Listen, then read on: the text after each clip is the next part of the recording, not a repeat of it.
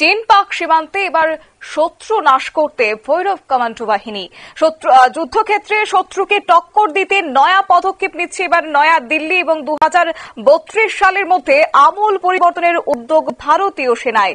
জানবো বিস্তারিত, আমাদের সঙ্গে যুক্ত হয়েছে প্রতিনিধি সৌম্য মুখোপাধ্যায়। সৌম্য, বিস্তারিত বিষয় যদি তুলে ধরো।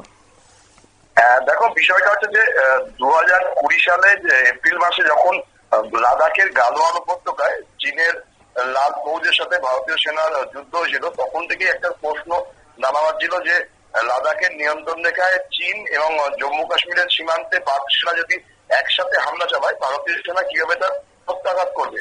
আর সেই পর থেকেই এই বিষয়টি নিয়ে ভারতীয় সেনায় তুমুল আলোচনা হয় এবং বর্তমানে যা জানা যাচ্ছে, গত 26শে জুলাই কার্গিল যুদ্ধের বিজয় দিবসে ভারতীয় সেনাপ্রধান উপেন্দ্র ত্রিবেদী এই বিষয়টি পরিষ্কার করেন।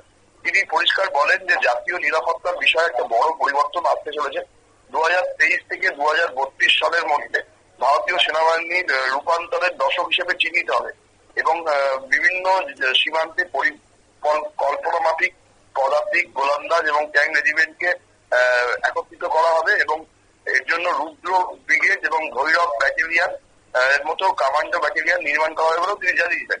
আর এরপরে যেটা জানা যাচ্ছে যে ভারতের বিভিন্ন সীমান্তে, যেগুলো স্পর্শকাতর সীমান্ত আছে, সেইখানে ভৈরব কমান্ডো বাহিনীকে মোতায়েন করছে ভারতীয় সেনা। পাকিস্তান এবং চীনকে লক্ষ্য করে মূলত এই ভৈরব কমান্ডো গুলোকে মোতায়েন করা হচ্ছে। যুদ্ধক্ষেত্রে শত্রুপক্ষকে টক্কর দিতে নতুন 5টি কমান্ডো বাহিনী তৈরি করা আছে এবং তাদের বিশেষ প্রশিক্ষণ দেওয়া আছে।